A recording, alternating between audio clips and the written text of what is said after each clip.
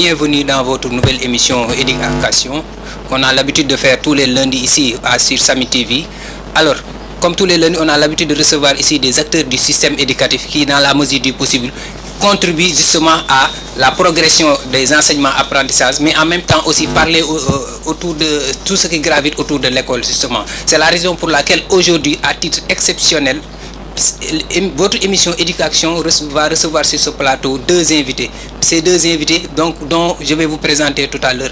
Mais sans plus tarder, parce que pour rappeler un peu le contexte dans lequel cette émission a été créée. Parce que rappelez-vous bien, le 14 mars dernier, le président de la République avait décrété la fermeture des écoles élémentaires, moyennes, secondaires, même les universités. C'est la raison pour laquelle, alternative sur alternative, on s'est donné comme alternative de mettre en place des émissions à travers lesquelles justement on essaie de contribuer à la progression des enseignements-apprentissages. Sous ce même angle aussi, de la même manière, on va parler naturellement, bien entendu, parce que beaucoup de secteurs ont été impactés, parmi lesquels le secteur de l'enseignement privé, qui sera aussi l'objet de notre thématique aujourd'hui. Par la même occasion aussi, nous retournerons justement à l'école élémentaire avec comme invité M. Ali Thiam qui va justement nous faire une prestation tout à l'heure. Donc sans plus tarder, avant d'aller plus loin, pour rappeler un peu, dans votre nouvelle émission Éducation aussi, il y aura une nouvelle rubrique qu'on va proposer à nos chers élèves dans le but de les aider. Parce que tout simplement, la rubrique n'est rien d'autre que English at Home. C'est des astuces qui sera présentée par notre correspondant depuis le Bénin, Armel Nonfoji, qui va nous faire des prestations en anglais, justement pour vous aider à asseoir ces connaissances. Justement. Rien que pour asseoir la connaissance, c'est la raison pour laquelle nous avons mis en place cette émission. Donc aujourd'hui, comme invité, nos deux invités, justement que je vais présenter tout à l'heure. Alors à ma droite, d'accord, tout l'honneur nous revient. En tout cas, merci de votre temps précieux que vous nous avez accordé tout à l'heure. À ma droite aussi, nous avons M. Ali Thiam. M. Ali Thiam, bonjour. Bonjour, M. Ismaël. En tout cas, merci beaucoup d'avoir accepté cette invitation. C'est un honneur d'être présent ici. Aujourd'hui, naturellement, vous allez nous proposer quelque chose. On va parler du pourcentage. Du pourcentage. Comment l'appliquer dans les situations de problème dans une classe de CM2. Dans une classe de CM2. Donc, comme vous le savez, le débat pratiquement est déjà campé. Donc, pour faire vite, alors, pour rappel un peu par rapport au contexte, parce que l'enseignement privé justement a été mis à genoux parmi tous les secteurs bien entendu. Et pour parler de cela, nous allons parler justement avec notre invité M. Abdoulaye Faye qui est directeur d'école. Mais bon, mais M. Abdoulaye Faye, oui. Comment vous présentez aux téléspectateurs qui est M. Abdoulaye Faye? Bon, M. Abdoulaye Faye est un enseignant. Okay. Et un enseignant d'abord, avant d'être directeur d'école, parce que le directeur d'école c'est un enseignant. Absolument. Donc, d'abord, je suis un encadreur. Je suis entré dans l'enseignement en 1993. 93. Si je dis 93, peut-être certains vont dire que 93 c'est loin, mais je suis entré dans l'enseignement en 1993. C'est-à-dire que j'ai commencé à enseigner en 1993 en encadrant les élèves de mon quartier. Mais c'est en 98 que je suis entré dans l'enseignement formel. L'enseignement formel, d'accord. Parce que j'ai été formé dans une école publique. On dirait que vous avez arpenté un chemin avant même de... Un long chemin. Un parcours en tout cas qui peut faire l'objet d'une source d'inspiration à vous entendre parler. Ça veut dire que vous avez peut-être que, c'est pas, passé par ouvrir peut-être quoi, de petites classes ou... Oui, c'est-à-dire que j'ai démarré avec des cours de renforcement, comme dans les quartiers, avec nos petits frères, donc on les aidait les soirs, donc à réviser les leçons, donc vraiment, parce que vous connaissez bien Bouimoui, nous c'était une journée vraiment où les élèves arrêtaient leurs études à l'âge de 12 ans, c'est-à-dire en classe de CM2. Donc nous aussi, on s'est mis, comme on était, à l'époque on était des élèves étudiants, donc on a dit pourquoi pas aider nos jeunes, donc vraiment à dépasser ce cas. Donc en tout cas merci pour le contexte que vous avez utilisé, parce que moi-même je porte un plaidoyer par rapport à la déscolarisation prématurée de certains enfants qui quittent l'école à bas âge et s'adonner à des activités physiques. Donc peut-être que merci pour ça, c'est un charge combat. Donc à part peut-être ça, je vais revenir tout à l'heure sur vous, parce que normalement vous avez combien d'écoles? Vous avez une? Actuellement je suis dans deux écoles, je suis dans deux bâtiments. J'ai une école qui s'appelle Darokari et on est dans 2 bâtiments. Donc avec 18 classes effectives. 2 bâtiments? Avec 18 classes effectives. D'accord, d'accord. Donc ça veut dire que avec 18 classes physiques. Donc ça veut dire que vous avez normalement un personnel qui... Ouais. Quand on parle de personnel, peut-être ils sont en train de me regarder. Ah, on les salue de passage. On a un personnel pléthorique quand même. D'accord. Personnel pléthorique, il y a plus de 39 personnes. Bon, si je vous dis que vous êtes touché par l'enseignement, c'est peut-être que, voilà, pour pousser à rebondir sur certains points. Mais bon, l'enseignement privé, naturellement, si on parle de l'enseignement privé, souvent on pense à cette initiative que l'entrepreneur prend pour pouvoir répondre aux besoins justement de l'État, parce que l'État ne peut pas ouvrir partout toutes des écoles, donc il faut des accompagnants. Mais sous cet angle-là, bon, est-ce que vous avez peut-être que, voilà, depuis comme vous avez fini à faire des résultats ou quelque chose comme ça? Oui.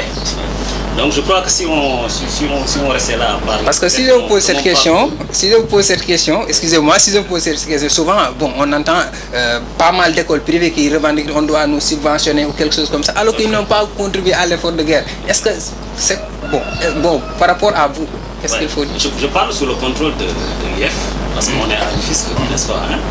Et depuis 2013, donc nos statistiques varient entre 75 et 100%. Donc si je fais un petit résumé, c'est-à-dire en 2013, en 2013 on était à 73%.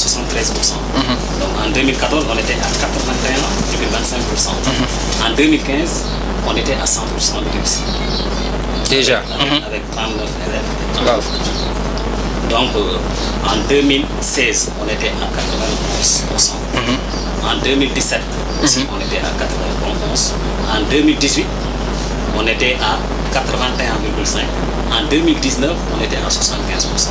Donc ce qui veut dire que depuis de 2013 à 2019, donc le pourcentage varie entre 75 et 100%. Donc en tout cas ce que vous venez de dire, certainement monsieur Akam est en train de vous écouter par rapport à ces pressions. Souvent les écoles privées aussi, comme on dit, elles contribuent largement à cet effort, surtout au niveau de l'élémentaire. Si. Parce que si je vous dis que bon, peut-être de 2013 à 2017, donc on fonctionnait avec une seule classe. Mais à partir de 2018, donc on fonctionne avec 2 CM2.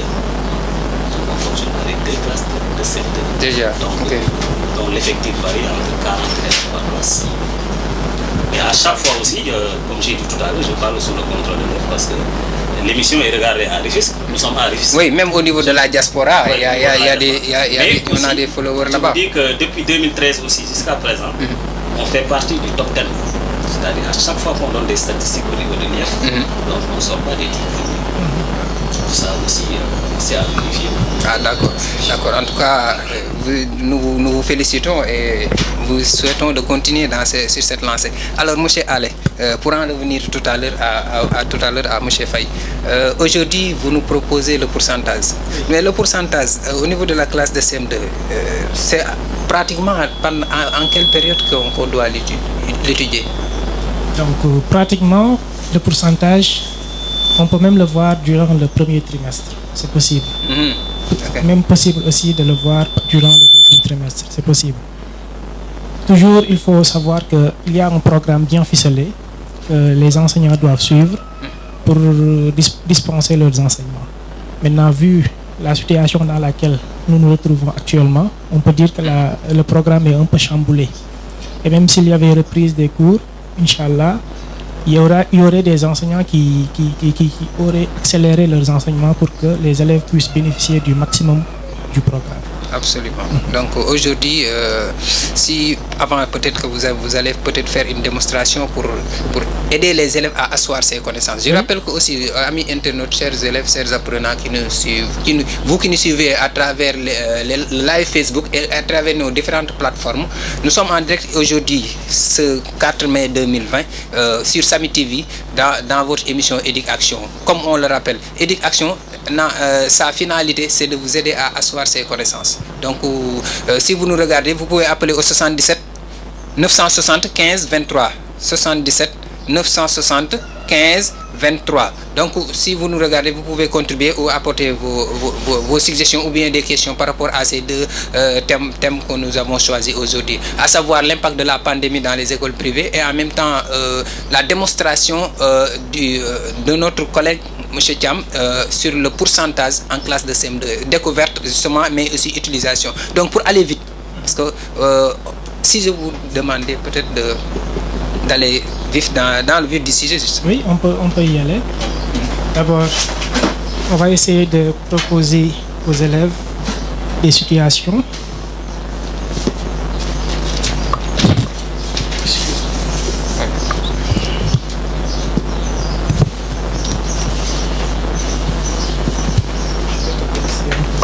Oui, il faut déplacer la chaise.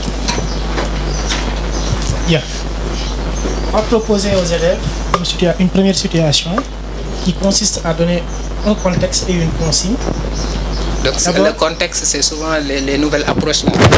Oui, c'est l'approche du curriculum.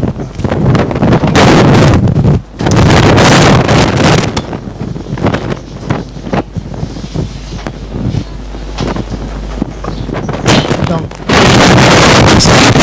carrelage à cuisine. Papa achète 100 carreaux à la quincaillerie.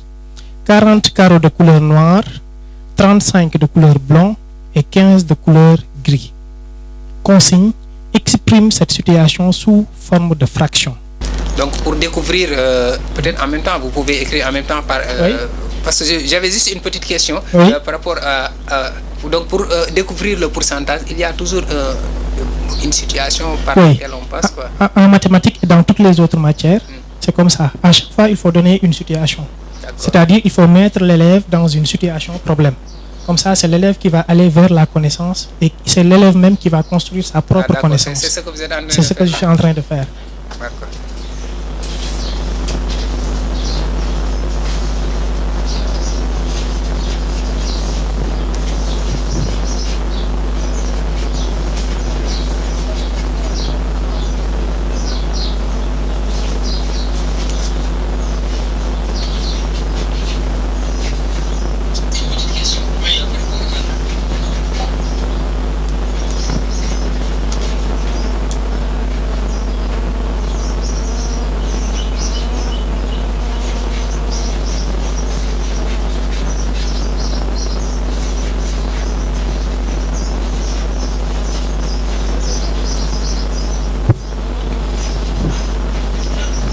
Donc peut-être vous pouvez même en même temps parler pour nos internautes. Bien. Donc je relis le contexte. J'ai mis pour le carrelage de la cuisine, papa achète 100 carreaux. 40 de couleur noire, 35 de couleur blanc et 15 de couleur gris. Et on nous demande dans la consigne d'exprimer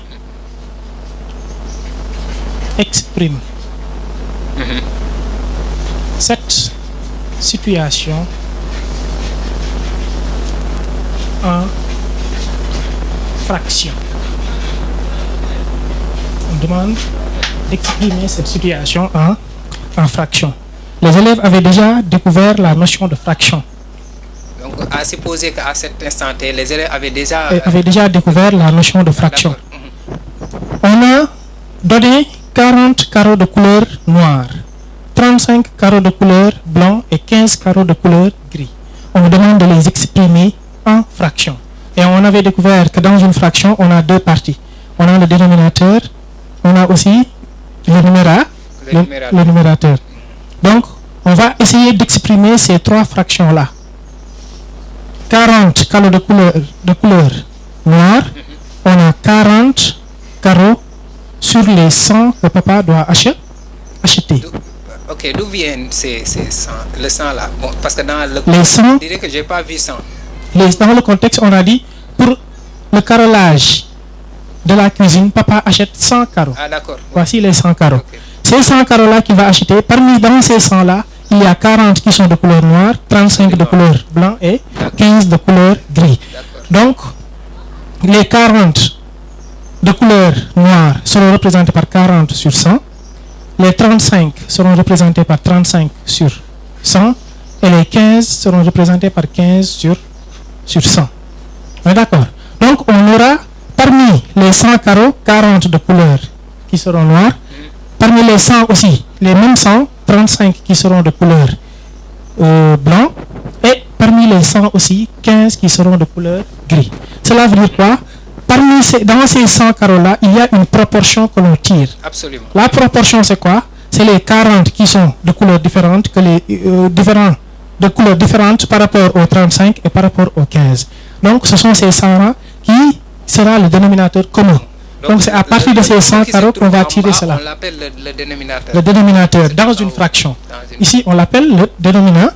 Bon, moi, je me mets à la place d'un élève qui ne connaît absolument rien de ça. C'est vrai. C'est pourquoi souvent je pose des questions pour éclaircir un peu par rapport à ça. Cela veut dire que le fractionnaire, ça s'écrit avec un nombre en haut, une barre et un nombre en bas. Et le nombre en bas s'appelle le dénominateur. Maintenant, l'ensemble des carreaux sera représenté par 100 sur 100. D'accord.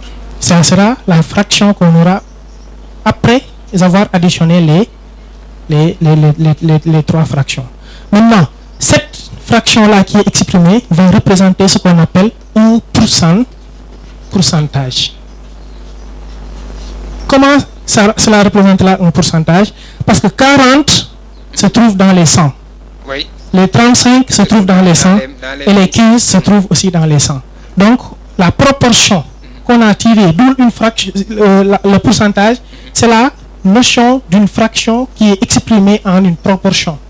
Une proportion qui est ramenée à la valeur de 100. Et en général, on le représente par une barre et 2 zéros. C'est comme ça qu'on le représente. Ça, c'est le symbole. Ça, c'est le symbole du pourcentage. Ce qui veut dire que là, on aura combien de carreaux de couleur noire? On aura 40% de carreaux de couleur noire. 35% de carreaux de couleur blanc et 15% de carreaux de couleur gris. Donc c'est comme ça que sera exprimé le pourcentage. Donc on passe par la fraction pour arriver au pourcentage. Cela signifie tout simplement que le pourcentage, c'est une fraction dont le numérateur est égal à 100. C'est ce que cela signifie. Ah oui. Dont le dénominateur est égal à 100. Le pourcentage, ce n'est rien d'autre qu'une fraction dont le dénominateur est toujours égal à 100. C'est ça qu'on appelle une fraction. Maintenant, à partir du pourcentage, on peut trouver une valeur. Par exemple, donc ça va nous permettre d'entrer dans une autre situation. Mais est-ce qu'on peut, pour revenir un peu par rapport à vous, je voudrais juste que les élèves sachent que pour la découverte, d'abord, même si on passe par la consigne, l'écriture est toujours bien ficelée et la terminaison ou bien l'unité de mesure pour définir le pourcentage, ce n'est rien d'autre que ce symbole-là. C'est le symbole de pourcent. D'accord. D'accord. On l'écrit comme ça. Et on les utilise le plus souvent, on peut les utiliser dans des problèmes. Oui, on peut les utiliser même dans la vie courante. Par exemple, une opérateur téléphonique peut proposer une promotion. Par exemple, dire aujourd'hui, celui qui achète 1000 francs de crédit aura par exemple 300% de bonus. On voit cela avec les messages là. Donc ça veut dire que aujourd'hui, ce qu'on enseigne aux élèves. Ce que l'on enseigne aujourd'hui aux élèves, c'est ce que les élèves vivent au quotidien. C'est la raison pour laquelle, même quand on prend des situations problèmes, on doit les tirer de la vie quotidienne de l'enfant. Comme ça, l'enfant va s'imprégner et l'enfant va s'investir et s'intéresser à ce qu'il est en train de faire.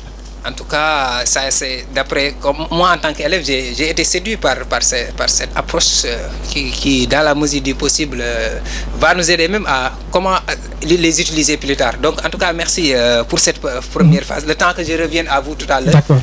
Alors, M. Faye, vous êtes directeur d'école. Oui, je suis. Tout à l'heure, on était arrêté sur vos performances par rapport à votre.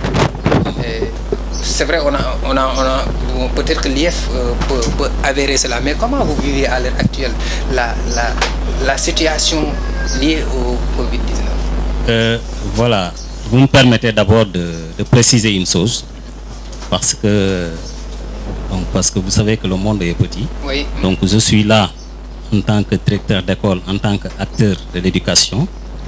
Donc je vais dire que je ne suis pas le syndicat des écoles privées. Je ne suis pas aussi. Mais on est là pour. Je ne suis pas aussi. Vous me permettez.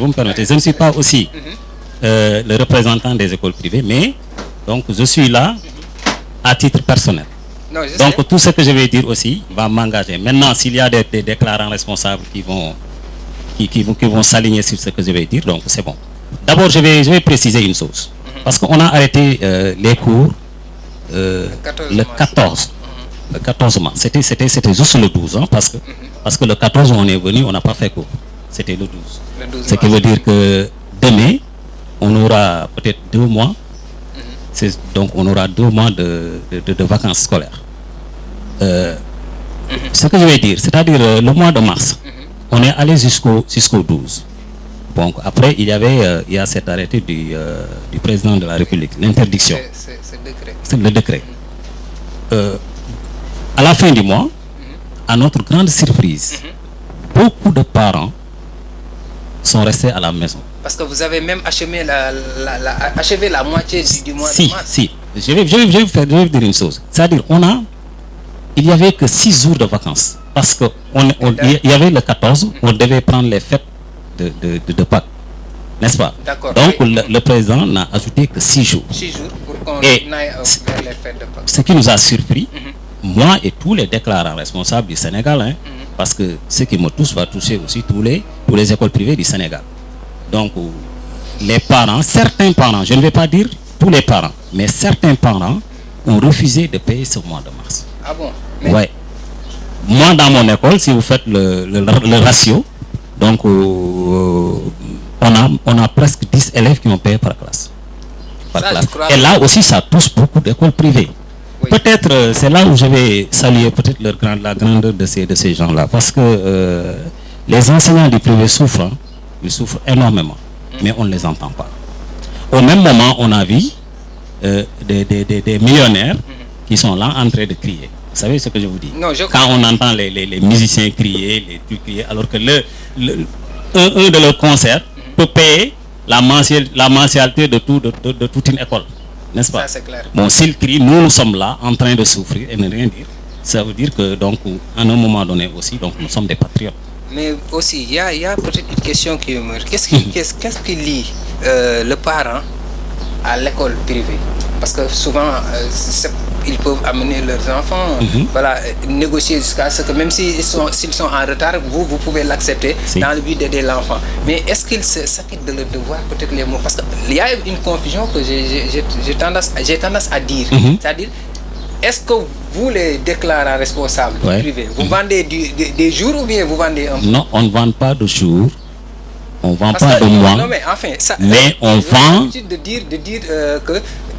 Oui. Bon, ils ont étudié 6 jours, ils m'ont payé 6 jours. Voilà. Je vous comprends. Mais, pour vous dire vrai, c'est un contrat entre l'école et le parent. Ah, déjà, il y a un contrat. Et le contrat est annuel. Parce que dès lors que le parent vient à l'école s'inscrire, donc il s'inscrit pour une année scolaire.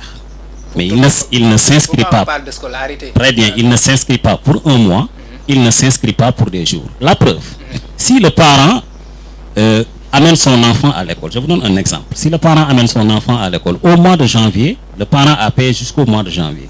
Et maintenant, il doit aller dans une autre zone. D'accord. N'est-ce pas? Comme s'il doit se déplacer. S'il doit se déplacer. Mais qu'est-ce qu'il va demander? Un certificat de scolarité. Oui. Est-ce qu'on va lui faire un certificat de scolarité d'octobre à décembre? On va lui faire un certificat de scolarité. Si c'est pour l'année 2019-2020, on mettra 2019-2020. C'est comme si l'enfant avait écoulé l'année scolaire. Et alors qu'en réalité, tel n'est pas le cas. En réalité, tel n'est pas le cas. Donc, sur ce, moi en tout cas, vraiment, là où je suis, il y a beaucoup de parents d'élèves dans mon école, peut-être, qui me comprennent. Mais il y a certains qui n'ont rien compris quand même. Parce que... Mais comment vous allez faire pour régler cette situation? Parce qu'il y a le personnel aussi qui... Il y a le personnel, c'est-à-dire le mois de mars, on a négocié à gérer le mois de mars. N'est-ce pas? Malgré les difficultés qu'on a, on a négocié à gérer le mois de mars. Mais si vous avez une école peut-être qui paye donc un salaire de 3 millions et quelques par mois, est-ce qu'on peut, sans entrée dessous, est-ce qu'on peut payer les mois suivants? Je dirais que c'est impossible. Parce que c'est d'où la nécessité vraiment que l'État nous vienne en aide. Parce qu'on avait parlé du fonds Covid-19. Oui, absolument. Bon, certains sont sortis pour dire qu'on va payer pour 70% et quelques. Mais moi, il y a même des enseignants qui m'ont posé cette question. Mais je leur dis qu'il faut prendre ça avec des pincettes. Ouais. Parce que vraiment, je ne crois pas qu'ils vont, avec toutes les écoles privées qui sont au Sénégal, assurer... Mais le fonds Covid là, Oui. peut-être que c'est destiné à tout le monde. Oui. C'est un peu morcelé. Mais ce que je ne comprends pas, ce n'est pas une somme liquide qui est statique comme ça. Et pourtant, l'État est en train d'appeler au secours, Oui. de crier au secours. Comment peuvent-ils nous pousser C'est ça. à vous aider? Très bien, c'est ce que je vous dis. C'est pourquoi j'ai dit, quand certains m'ont posé la question, j'ai dit que je prends ces déclarations donc avec des pincettes. Avec des pincettes. Oui. Parce qu'on ne peut pas en contrepartie demander de l'argent aux gens et leur donner encore. Moi, je trouve ça aberrant. En tout cas, ça semble paradoxal. Ouais, ça semble paradoxal. Donc, ce que je disais tout à l'heure, tous les déclarants responsables, tous les gens qui ont des écoles privées, donc vraiment s'endettent. Actuellement, ils sont sous le poids de la dette, avec les charges locatives, avec les charges du personnel, avec l'électricité, n'est-ce pas, l'eau, l'internet. Mais on ne peut plus Mais vraiment... dans les écoles privées, là, Ouais. est-ce que vous avez un partenaire qui vous aide ou bien de bonne volonté qui viennent en appui par rapport à surtout ces genres de situations? Même je ne dirais même pas avant même la situation, parce que ouvrir une école privée avec tous les risques que cela englobe, voilà, parce qu'il y a toute une charge qui est derrière vous, Ouais. le personnel, les charges quotidiennes, etc. Mais est-ce que vous avez des partenaires peut-être qui... Non. Moi, en ce qui me concerne, vraiment, donc, j'ai pas de partenaire. Parce que beaucoup d'écoles, peut-être, ont des partenaires. Peut-être les écoles catholiques, certaines écoles qui se trouvent à Dakar. Malgré les résultats que vous faites là. Malgré les résultats que nous faisons. Peut-être nous, nos partenaires, ce sont les parents. Ce sont les parents. Parce qu'à chaque fois qu'il y a des résultats, vraiment, ils s'efforcent à amener leurs élèves à l'école. Ça, vraiment, c'est quelque chose, parce que vous connaissez bien Goumrit. Tenir une école comme ça à Goumrit, c'était pas évident. C'était pas évident. Donc, mais on s'est battu. Donc, on a fait de notre mieux donc, pour arriver à ce stade. N'est-ce pas? Donc, il faut le dire. Hein, donc, je salue au passage tous les déclarants responsables de Rufisque du Codec S2. Vraiment pour leur bravoure. Et je sais qu'ils souffrent. Mais aussi, il faut que les enseignants aussi aient raison gardée. Parce que là aussi, il faut qu'ils essaient de comprendre. Parce que si les situations sont normales, on les gère tranquillement, sans problème. Maintenant, s'il y a des problèmes, il faut qu'ils essaient de comprendre qu'il y a des problèmes. Et que l'État ne nous aide pas aussi. Donc moi aussi, je pourrais peut-être une dernière question par rapport aux parents. Parce que les parents aussi, est-ce qu'ils comprennent le fond, ce qu'ils ont signé, le formulaire qu'ils remplissent là? Est-ce qu'ils ont compris le sens de cette... Voilà. Parce que ça aussi, il faut qu'ils le cherchent. Parce qu'on ne peut pas signer un contrat. Par exemple, vous signez un contrat, alors que bien avant la fin du contrat, peut-être que voilà, mais il faut s'acquitter de votre devoir, parce que ça, c'est juste... Voilà, Ismaël, je crois que c'est ce genre de situation. Donc, je crois que c'est la première fois, moi, que j'ai vu ça au Sénégal. Hein? Mais là, cette pandémie aussi, c'est la première fois qu'on est arrivé à ce stade. Parce que nous-mêmes, nous avons... Le Sénégal, nous, peut-être, bon nombre d'entre nous ne connaissent pas cette épidémie. Nous ne l'avons jamais vécu. Nous ne l'avons jamais vécu. Ça a mis à genoux même tout le monde entier. Donc, peut-être que moi, ce que je veux dire par là, le fait de s'acquitter à son devoir par rapport à une école privée, dont la charge principale, souvent, devrait provenir de ce que les parents payent. C'est ça. C'est ça. C'est-à-dire les sources d'une école privée, ce sont les paiements des élèves. Les paiements des élèves. Parce qu'en général, c'est la principale source. Il y a des écoles qui ont une reconnaissance maintenant, qui reçoivent donc une subvention de l'État. N'est-ce pas? Mais, source principale, ce sont les paiements. Il y a un parent qui m'a donné vraiment une idée sage. Il m'a dit que, M. Faye, vous, même si l'école n'ouvre pas ses portes, normalement, chaque parent devait passer, chaque mois, même s'il vous donne 3 000 francs ou 4 000 francs pour vous dire que voilà, ça c'est pour les charges de la location. Parce que les salles de classe que vous maintenez ici, c'est pour nos enfants. Vous voyez cette personne comment elle raisonne. Par rapport à d'autres qui vous disent que moi j'ai étudié 12 jours, est-ce qu'on doit payer? Même ce matin, j'ai eu quelqu'un qui est venu là-bas qui m'a posé cette question. Donc, pour vous dire que c'est difficile, mais il faut que les parents sachent d'abord que même dans le mois, si vous étudiez 3 jours ou 4 jours, vous devez payer la totalité du mois. D'accord.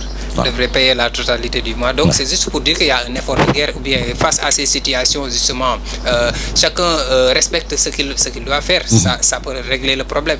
Mais je rappelle qu'on est sur Samy TV, dans votre émission éducation, qui reçoit aujourd'hui 2 invités à titre exceptionnel pour parler de 2 points différents, mais qui gravitent autour toujours de l'école. Donc, monsieur Thiam, qu'est-ce que vous pouvez dire par rapport à ce que vous avez entendu? Oui. D'abord dire que c'est vraiment désolant d'entendre la réaction de certains parents. Cela témoigne encore une fois de leur méconnaissance de la réalité des choses. Absolument. Cela veut dire encore une fois que l'État, comme on est en train de subventionner les autres secteurs, doit aussi subventionner le secteur de l'école privée. De l'enseignement privé. De l'enseignement privé. Ah oui. Vraiment, parce que nombreux sont les personnes qui s'y trouvent et qui souffrent actuellement. Nombreux sont les personnes qui avaient le gagne-pain dans ce secteur-là. Et actuellement, ils sont en train ils ne savent pas où donner la voix vraiment. Donc l'État doit les aider, l'État doit les assister, l'État doit les subventionner. C'est mieux, je pense, c'est de mon avis personnel, que de subventionner un autre secteur. C'est un avis qui serait peut-être partagé à l'unanimité. Parce qu'en fait, nous, comme ce que j'ai l'habitude de dire, l'enseignement, c'est le pilier, en tout cas, je ne dirais pas, parmi les plus importants, il fait partie des plus importants piliers d'une nation. Parce que un pays qui ne repose pas sur un enseignement de qualité, c'est voué à l'échec. Donc, c'est la raison pour laquelle c'est un secteur qu'on doit préserver. Il y a un sage qu'on a une fois demandé s'il devait tuer entre 2 personnes. On lui avait demandé de choisir s'il devait tuer l'enseignant ou bien le médecin. Lui, il a subitement, sur le coup, tué le médecin. On lui a demandé pourquoi, il a dit l'enseignant pourra former encore d'autres médecins. Alors que si l'enseignant est mort, on ne pourra plus former d'autres médecins. Donc, cela témoigne de l'importance de la représentation qu'on doit avoir de l'enseignant. L'importance qu'on doit leur accorder et aussi la place qu'ils méritent, qu'on doit leur donner, ça, vraiment. En tout cas, merci pour votre intervention par rapport à ça. Mais j'ai vu que vous avez attaqué pratiquement la deuxième partie. Oui. C'est-à-dire, c'est pas... C'est la mise en situation de 2 contextes qu'on va essayer d'utiliser avec les élèves pour illustrer ce qu'on était en train de dire ici. Oui, allez, je vous laisse à l'honneur. Contexte 1. Par exemple, on dit ici la classe de C2 compte 64 élèves. Les filles représentent 75% de l'effectif. Consigne, trouve le nombre de filles et le nombre de garçons. L'élève va, à partir de cette situation-là, essayer de trouver le nombre de filles et le nombre de garçons. Donc, c'est ce que vous disiez tout à l'heure. On peut trouver une valeur à partir d'un pourcentage. À partir d'un pourcentage. Oui. On nous a donné l'effectif total de la classe et on nous a donné une proportion, c'est-à-dire le pourcentage des filles. Donc, à partir de cette proportion-là, qu'on nous a donné un pourcentage qui est 75% représentant l'effectif des filles, on va essayer de trouver le nombre de filles qui se trouvent dans la classe et aussi le nombre de garçons. Comment l'élève doit s'y procéder? On a dit tout à l'heure que le pourcentage, c'est comme une fraction. On l'utilise comme on utilise une fraction. Quand on fait la multiplication, par exemple, dans une fraction, on multiplie par le numérateur et on divise par le dénominateur. Ici, ce sera la même chose exactement. On va utiliser l'effectif total qui est 64 élèves. On va essayer de trouver le nombre de filles. Par exemple, on va mettre filles. L'effectif total est égal à 64 élèves. Je mets E, par exemple, pour marquer l'unité. 64 élèves, 75% représentent les filles. Comment on va procéder? On va reprendre le pourcentage en une fraction. On va prendre les 75 qui va être le dénominateur et le pourcentage qui sera divisé par 100. D'accord, on va convertir maintenant le pourcentage en une fraction, en une écriture de fraction. Donc on va mettre la multiplication, multipliée par les 75, on va les multiplier par les 75 et puis on va les diviser par 100. Et donc, à partir de là, on va trouver l'effectif, le nombre de filles. Le nombre de filles. Ah, d'accord, ok. Donc, pour trouver un nombre, à partir de son pourcentage, comme vous l'avez dit, on va multiplier. On multiplie par le numérateur et on divise par... Vous savez pourquoi je répète tout le temps? Peut-être que vous pouvez comprendre plus tard. C'est ça, exactement. Parce qu'on a la répétition est pédagogique. Des enfants, des élèves à l'élémentaire. À chaque fois, plus c'est simple, plus ils comprennent. Exactement. Mieux ils comprennent plutôt. C'est pourquoi j'ai fait tout à l'heure beaucoup de répétitions. Exactement. Donc on multiplie par le numérateur et on divise par 100, ça nous donne le nombre. Ça nous donne le nombre total de filles. Si on fait le calcul, je pense qu'on va trouver 64. 64. Allez-y. Oui, on va trouver exactement 64 filles. Maintenant, à partir de ces 64-là, on a le nombre de filles. Alors qu'on avait... Non, c'est pas 64, c'est 48 plutôt. 48. Et 64, c'est l'effectif total. Donc, à partir de ces 48-là, qui représentent le nombre de filles, on peut trouver facilement le nombre de garçons en utilisant une soustraction. Si on veut aussi, on peut utiliser toujours le pourcentage. Parce que dans 75%, le reste pour avoir 100%, on va prendre 100% par exemple. On diminue les 75% et on va trouver 25%. Et l'effectif des garçons sera les 25% là. Si on prend les 64 élèves, qu'on multiplie par 25, divisé par 100, on trouvera le même nombre qu'on aurait trouvé si on prend 64 élèves moins les 64, les 48 filles. On va essayer pour voir. 64 moins 48. On fait 64 moins 48. Dans 14 moins 8, ça, je pense que ça reste 6. On rend la dizaine. 6 moins 5, ça donne 1. 16. Donc ça donne 16. On fait 64 élèves multipliés par les 25. 5 fois 4, ça donne 20. 5 fois 6, ça donne 30. 30 et 2, ça donne 32. 32, oui. On décale. 2 fois 4, 8. 2 fois 6, 12. On fait le calcul. Ici, on aura 0. Ici, on aura 0. Là, on va mettre le 1 des 10 là. Et on aura 6. Ici, on aura 1. Voilà, si d'accord. Et on divise par 100. Un nombre divisé par 100. Si on divise, on peut simplifier par les 2 zéros et on trouve encore le 16. Donc, exactement, si j'ai le pourcentage que j'ai là, je pourrais prendre les 100 que je vais diminuer par le pourcentage qu'on m'avait donné pour avoir le pourcentage restant. Donc, à partir de là, l'élève pourra trouver le nombre de filles et ensuite, par une soustraction qui est beaucoup plus simple, trouver le nombre de garçons. C'est un autre contexte aussi, une autre situation qu'on a essayé de mettre en œuvre en bas. Oui, vous pouvez continuer. On nous a mis, un entrepreneur achète 5 tonnes de ciment à 56 000 francs la tonne, avec une remise de 6% sur le prix total. Trouve la somme totale dépensée et en consigne, on demande de trouver la somme qui est dépensée. Ici, ça nous ramène à plusieurs exercices à faire. D'abord, ici, il y a quelque chose de très important qui nous renvoie à ce qu'on appelle le sens de la multiplication. On nous dit, l'entrepreneur a acheté 5 tonnes de ciment qui coûte 56 000 francs la tonne. Ce qui veut dire qu'une tonne coûte 56 000 francs alors qu'on en a 5. Donc, on a déjà un calcul à faire avant de procéder à l'autre qui, ici, on a ce qu'on appelle la remise. La remise, ça signifie quoi? C'est la somme que le vendeur va diminuer par rapport à la somme totale que l'entrepreneur devait la payer. remise, c'est à la limite comme dire tout simplement que c'est comme une forme de promotion. Au-delà du prix normal, c'est comme si un taux qu'on va attribuer qu'on va remettre même au client. Exactement. C'est un taux, comme on le dit, c'est un taux qu'on va attribuer à l'entrepreneur pour la somme totale qu'il devrait payer pour les 5 tonnes de ciment. Donc, ce qu'il faudrait faire d'abord, c'est de calculer le prix total que l'entrepreneur devait payer au vendeur de ciment. Donc, on mettra le prix du ciment. Le prix du ciment. Donc, on va calculer d'abord le prix. Pour le calculer, on prendra les 56 000 francs. 56, oui. Les 56 000 francs qu'on va multiplier par le nombre total de tonnes de ciment, qui est égal à 5. Donc, on fera 5 fois 6, ça donne 30.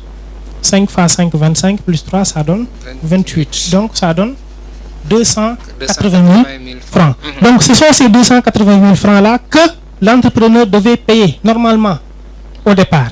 Mais le vendeur lui a fait une remise de 6%.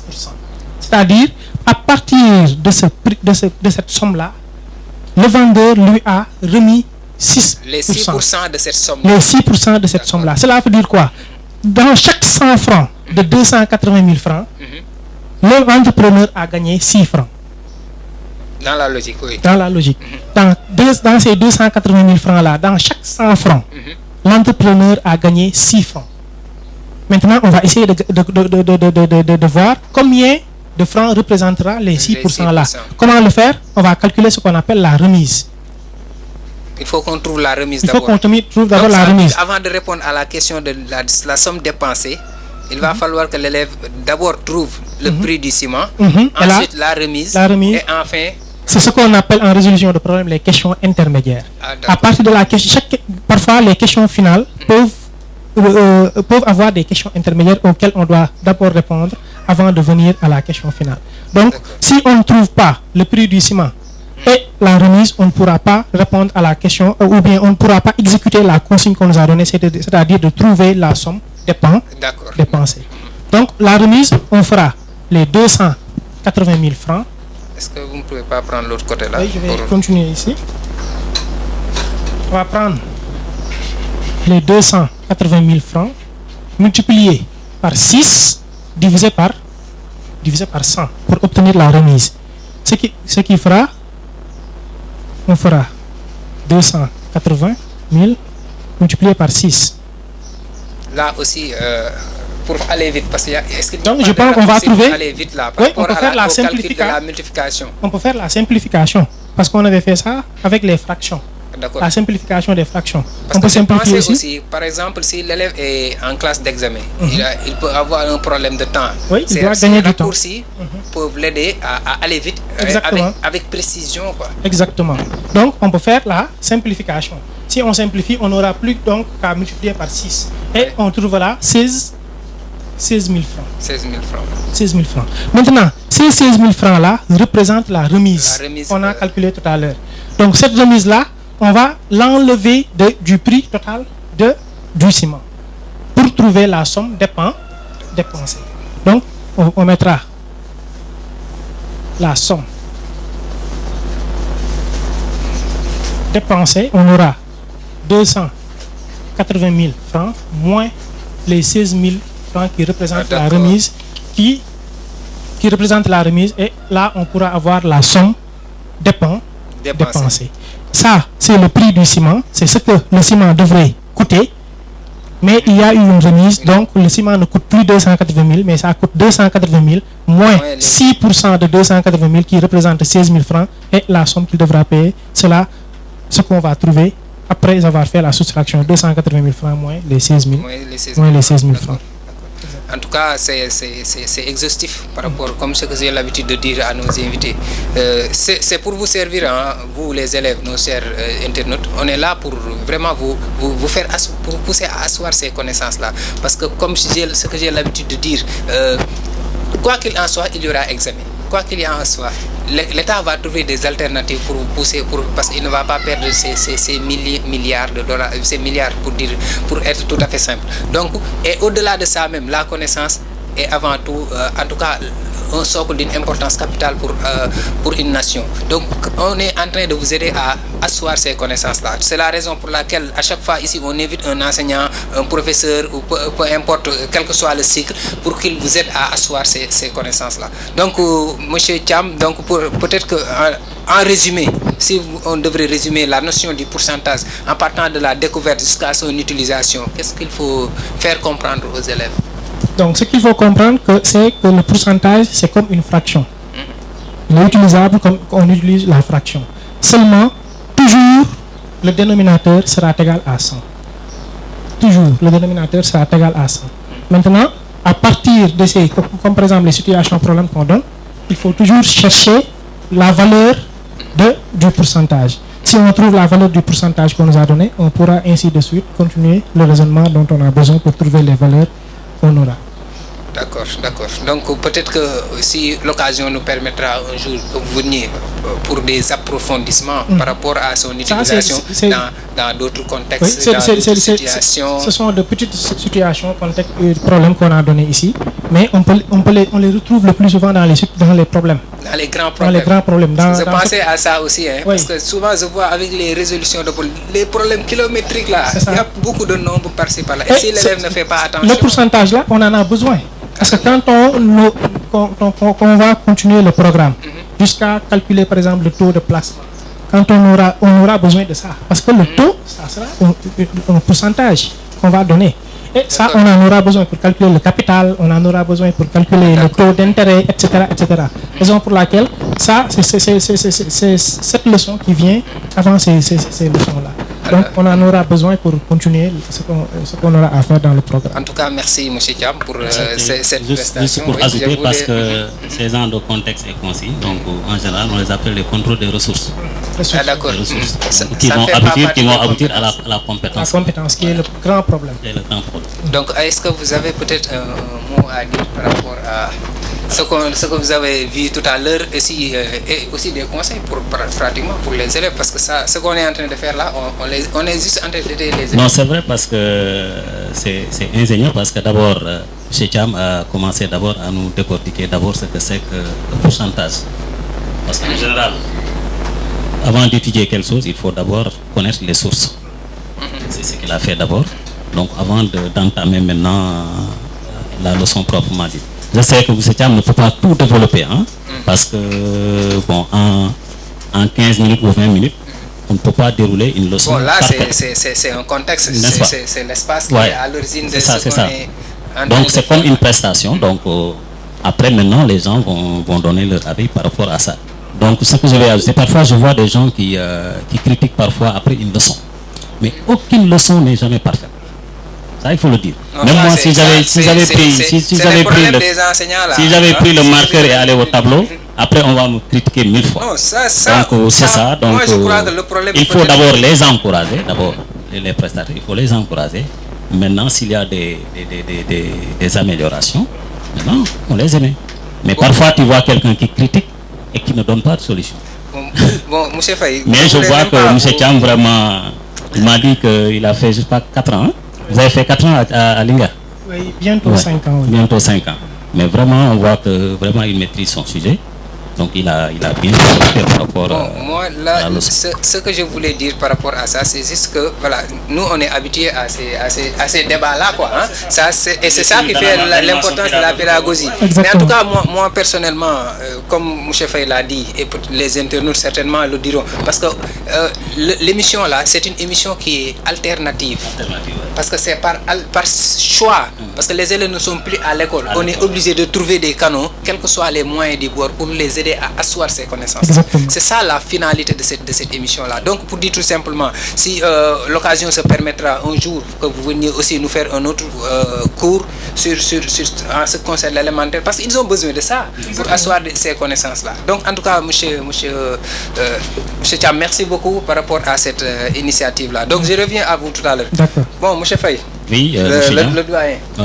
Alors, vous êtes toujours dans cette optique de... Comment maintenant vous allez faire pour régler le problème avec les parents? Avec les parents.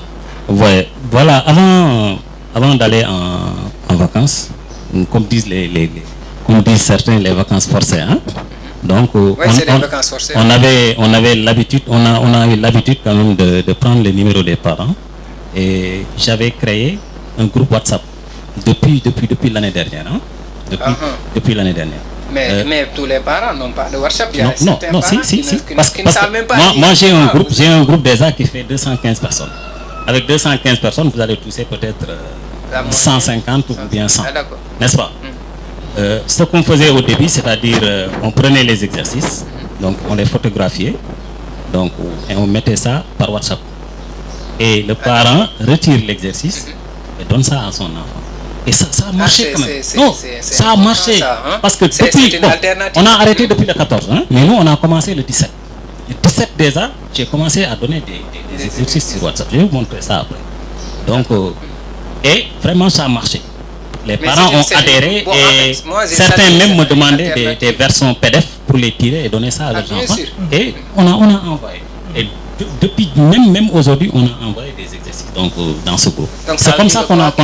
Parce que les enseignements continuent. C'est pourquoi je parle de progression des enseignements apprentissage à travers des canaux. Parce qu'on tend vers ça. Le monde actuel tend vers le numérique, vers le digital. Où tout est devenu maintenant virtuel. Donc c'est la raison. Et il faut qu'on doit repenser notre système éducatif. Parce que même après le Covid, après le Covid, ce sera un nouveau monde. Un nouvel ère qui va s'annoncer. Donc peut-être que c'est l'occasion. Ça aussi, il faut l'encourager. Ces cours à distance là. Parce que je ne vous coupe pas. Parce que quand j'ai commencé à faire ça, bon, je crois que dans la zone j'étais le seul. Mais après, vraiment, j'ai vu beaucoup qui ont copié par rapport à ça. Parce que vous savez, le parent d'élève, il regarde, il apprécie. Mais il aimait le message après. N'est-ce pas? Même dans notre groupe, parce que nous, on a le moyen secondaire, on a une classe de 6e et 5e. Donc, je salue au passage le doyen qui a le cycle, qui est le préfet du cycle moyen. Mais il avait initié ça. Mais ils ont déroulé tout le mois d'avril avec des cours, des exercices sur WhatsApp. Et ça touchait tous les élèves. Moi, je suivais les mais des fois, tu as 33 élèves sur 40, tu as 33 élèves qui participent. Donc c'est un taux important. Et les parents ont apprécié. Ils vous appellent, disent que vraiment ce que vous êtes en train de faire est magnifique, etc. Vous savez que donc on réfléchit, on croit que ça va marcher et on essaie. C'est pourquoi je dis qu'on doit s'adapter à la situation. Parce qu'on ne peut pas laisser la pandémie nous empêcher de poursuivre nos passions. Exactement. Moi, vous me connaissez bien, je vais vous dire une chose. Depuis qu'on a arrêté, je crois que c'est le dimanche et le samedi que je ne vais pas à l'école. Mais chaque jour je suis à l'école, je confectionne des exercices, j'envoie, parce qu'il y a des parents que j'envoie par mail, par WhatsApp, j'envoie des exercices chaque jour aux parents. À certains parents qui vraiment... Mais vous avez mis le focus sur les classes d'examen. Sur les classes d'examen et les autres classes aussi. Les autres classes. Parce que c'est juste pour dire tout simplement que, comme on l'a dit tout à l'heure, on tend vers ce monde-là, le monde virtuel. C'est pas... Est-ce que vous avez... C'est vrai, mais l'État doit y mettre les moyens. Parce qu'il ne faut pas qu'on se limite aussi à Dakar ou bien dans les villes seulement. Si vous allez dans la brousse, vous trouvez des élèves qui, quand ils voient la télé, bon, c'est parce qu'ils sont allés en ville, vraiment. Donc, j'avais même vu ce que l'État avait initié, le canal éducation. L'État a initié, mais nombreux sont les élèves qui se trouvent dans la brousse, qui n'ont pas la capacité ou bien qui n'ont pas la chance. Les endroits où on ne voit pas de télé, par exemple. Exactement. Avant même d'avoir la télé, il faut avoir de l'électricité. Ou bien un dispositif, par exemple un solaire et une batterie qui pourra permettre d'avoir de l'électricité pour allumer la télé. Et nombreux sont dans la brousse des élèves qui ne peuvent pas disposer de ce bénéfice-là. Donc l'État doit repenser le système éducatif. L'État doit repenser le système éducatif. Ça, le Covid-19 a montré tous nos limites. On a des limites, donc on doit repenser notre système éducatif et voir d'autres solutions beaucoup plus opérationnelles par rapport à ce que nous sommes en train de faire exactement. En tout cas, ça c'est ce que vous êtes en train de dire. Peut-être que on aurait peut-être l'occasion d'entrer dans le fond du sujet. Parce que pourquoi c'est important? Parce que en fait, la finalité du système éducatif, de ce système-là que nous avons hérité du français, quelle est la finalité? C'est des questions peut-être que moi-même je me posais. Quelle est cette finalité de cette forme d'enseignement-là? Qu'est-ce qu'on attendrait de ces élèves? Parce que c'est comme si on est des tonneaux vides, entre guillemets. Je ne critique pas un système, mais je parle de façon très objective. Aujourd'hui, avec cette situation actuelle, à montrer fondamentalement tout ce que nous avons acquis depuis l'indépendance jusqu'à nos jours. Quelle est cette finalité? C'est pourquoi je dis que parfois, il y a des questions qui méritent d'être approfondies. Moi, de mon point de vue personnel, je pense que notre problème principal, c'est le copier-coller. Le mimétisme, parce que en fait, nous sommes colonisés par oui, les Blancs. Mais nous sommes toujours dans le néocolonialisme. Le Blanc, il assimile, parce que la colonisation, c'était de l'assimilation. C'est la raison pour laquelle, même si vous vous rappelez un peu les anciennes approches là, l'approche par les contenus, c'est ce que j'ai l'habitude de dire. Parce qu'ils avaient cette forme de comportement, de s'adapter ou bien de copier ce que le Blanc faisait pour pouvoir les restituer. Bon. Peut-être que les autorités... Mais moi, de mon point de vue, je pense même que l'approche par les contenus qu'on avait au départ, on doit même ramener ça. Et allier cela à l'approche par les compétences. Parce que même aujourd'hui, les élèves ne parcoursent plus. Et si les élèves ne parcoursent plus, ils ne pourront plus restituer. Mais l'approche par les compétences, c'est bien. Parce qu'on pousse l'élève à aller lui-même vers la connaissance. C'est l'élève qui doit aller chercher la connaissance. Mais il n'y a pas les moyens d'accompagnement, les mesures d'accompagnement. Là aussi, ça Par exemple, parfois, il y a des leçons que l'enseignant doit présenter. L'enseignant doit avoir un ensemble d'éléments qui vont accompagner cette leçon-là. Et si l'enseignant n'a pas ces éléments-là, il va se remettre à ce qu'on appelle le semi-concret. Il va, par exemple, désigner. S'il n'a pas le semi-concret, l'élève va nager dans l'abstrait. Cela pose un réel problème. En tout cas, mais M. Thiam, il faut être clair, parce qu'en IST, on a dit que tout doit être concret. Voilà. Mais si on prend les thèmes qu'on a en IST, mais on n'a pas ce matériel. Vraiment. On n'a pas ce matériel. Donc, parfois, c'est à travers des images, parfois à travers des vidéos qu'on montre aux élèves. N'est-ce pas? Ça devait être un bloc scientifique où les élèves doivent manipuler la chose. Là, ce serait très intéressant. Exactement. En tout cas, mais on est un peu bloqué par les moyens. On a copié, mais les moyens ne suivent pas. Absolument. C'est la raison pour laquelle même l'option que l'État est en train d'entreprendre là, par rapport à la réouverture des classes et autres là. Si vous allez en Chine, ils ont un dispositif. Si vous allez en France, ils ont un dispositif.